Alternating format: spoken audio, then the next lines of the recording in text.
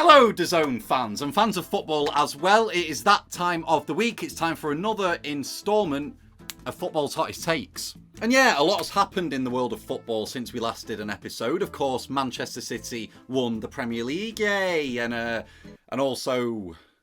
yeah, wasn't too happy about that one. The week before, though, I did say Borussia Dortmund would put up a fight and muster a good performance against Real Madrid.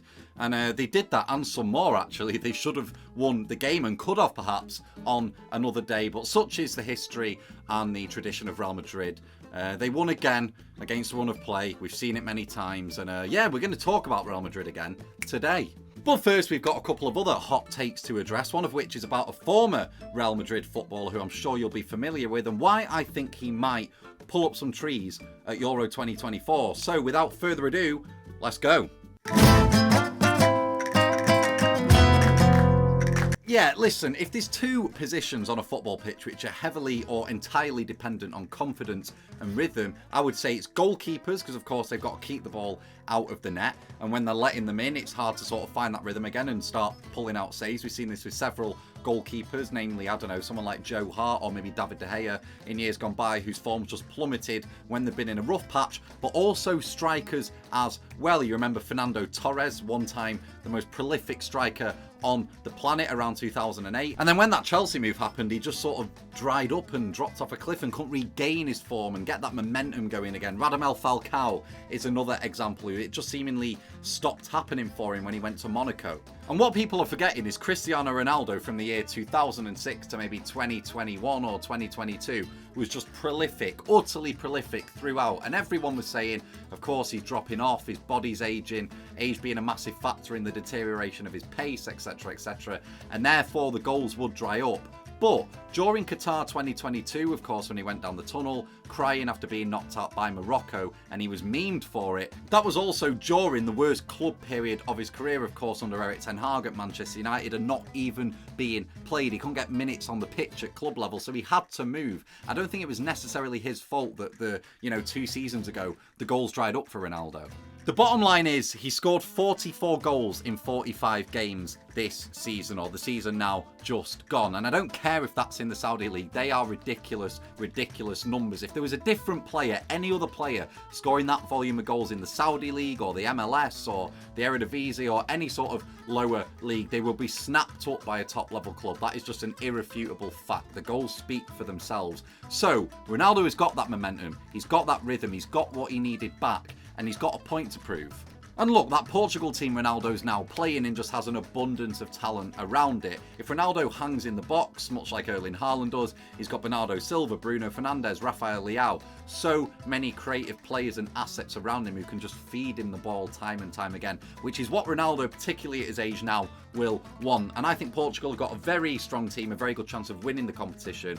And I think Ronaldo, don't be surprised if he scores 7 or 8 goals in this tournament, honestly.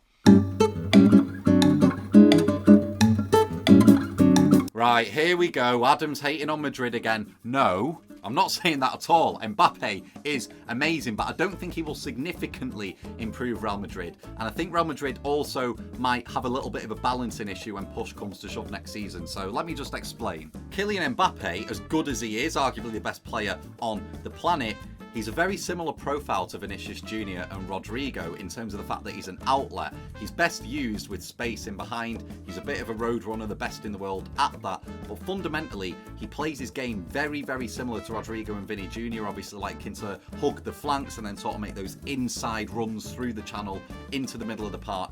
That's how Mbappe likes football to be played. So on paper, Real Madrid have a phenomenal attack now. They've got Rodrigo, Mbappe, Vinicius and Bellingham as well as that second striker. So if you play that front 4 or 3, whatever you want to play, it's going to be absolutely world class. But Toni Kroos is retired. And this is a problem for Madrid. I think that's an irrefutable fact. He brought so much calm and control to that Real Madrid midfield. And yes, you will still have that in Luka Modric, but he's 39 now. He's not getting any younger. He doesn't quite have the legs that maybe Toni Kroos did all the years ahead of him, which Kroos has now decided to cut short. So you're losing a hell of a lot of control in that starting lineup midfield for Real Madrid. So now you've got Tchouaméni. Valverde has to play in that team. He's too good not to. So what do you do with that midfield? How do you address the balance? How do you regain gain some sort of control, especially in domestic games for Real Madrid when they're playing lesser opposition. Because look, teams like City are always going to have more of the ball against Real Madrid, so it might suit them against teams like City. But throughout a season, they're going to struggle, and it's actually harking back to the past in a way. You remember that mid-2000s OG Galacticos team with Ronaldo, Raul, Figo, Beckham, Zidane, all players who are most effective in the final third. It's very, very reminiscent now of that side. And the reason that Real Madrid Galacticos team only won 1 La Liga out of 3 seasons when that attack was playing together is simply because the midfield wasn't good enough, and Barcelona's and Valencia's even at the time was far, far better. And I do think there's a slight risk that history could repeat itself. So don't get me wrong, Mbappe will score an abundance of goals, but I think with Cruz leaving and Mbappe joining, you're losing something to gain a little bit more goals. Let's just say that. So I don't think he'll significantly improve them, and I still think now with Cruz leaving, Real Madrid have got some slight balancing issues to address.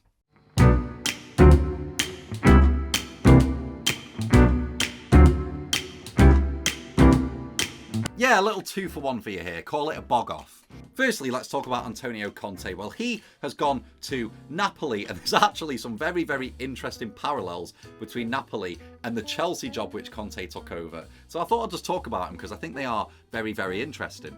In the 2014-2015 season, Jose Mourinho's Chelsea won the Premier League, finishing first place. All right, Adam, that was very obvious. But then the season after, Chelsea finished 10th and imploded, and Jose Mourinho got sacked. We all remember that season. Leicester City won the Premier League, but then the season after, in 16-17, Antonio Conte came in and straight away won the Premier League for Chelsea. So, I don't know, is there any parallels at Napoli? Well, yes, there is, because 2 seasons ago, Napoli won the Scudetto, of course, led by Victor Osimhen and Kvicha Kvaratskhelia. Can't believe I've said that name right. But they won the league under Spalletti. And then last season, where did they finish? Well, you guessed it, 10th. Who's come in? Antonio Conte. What's going to happen next season? You guessed it, Napoli are going to win the league. That's hot take number 1 of this one. So, hot take 1.5, Napoli will win the league next season. That's what Conte does. He is Mr. Rebuild instantly. But then, speaking of Chelsea, what is going on there? What is going on there? They've just sacked Pochettino after finishing 5th in the league, which was a massive, massive upturn in form given where they were at Christmas. He's been sacked, and Leicester City league-winning manager Enzo Maresca has come in, who was previously assistant manager to Pep Guardiola and managed the Man City academy. So he don't have as strong a CV, he don't have as much pedigree, and it just seems like a very erratic, rash decision. Now, the talk about why this happened was allegedly that Pochettino met with the Chelsea board and they had a bit of a disagreement about the future of the club. I think Todd Boehly wanted to keep certain players, namely Enzo Fernandez, and he wanted to sell the likes of Conor Gallagher. And the vision that Pochettino had of this Chelsea team had Conor Gallagher in it. It was a lot more energetic, based off the ball, out of possession play. And Todd Boehly didn't want that. He also probably didn't want to sell an asset that he'd signed an 8-year contract to on God knows however many much £1,000 a week. So, you know, bit of a disagreement there. That's why Pochettino left. But this is why Chelsea are in such a mess. There's such a disparity and lack of transparency between the ownership at board level and then the managers at the helm. So Maresca's come in. He's presumably agreed with Todd Boehly's vision of the club, and now he's got to implement it. But it's so much chopping and changing that for me it's just not sustainable. And now, lo and behold, after what I've just said, Chelsea are now apparently looking to sell Conor Gallagher. He is being heavily linked with Aston Villa. So I just think with Chelsea now and Todd Boehly, there's too much changing going on all the time, perpetually, that you're never going to muster or sustain any progression or level of form or, you know, upwards trajectory. So I was going to predict Chelsea to finish in the top 4 had Pochettino stayed going into next season. But now, don't be surprised if they finish lower than they did this year. Anyway, guys, that was another instalment of Football's Hottest Takes. I hope you enjoyed. There was a little bit of a teaser with some, you know, Euros, Ronaldo's content there, and a bit of a teaser looking into the season ahead as well. But the next episode will definitely be full steam ahead, Euro 2024. There'll be so much going on during that tournament, so many upsets, etc., etc. So look forward to that. Hope you've enjoyed the video, guys. I've been Adam Monk. Take care. I'll see you soon. Goodbye.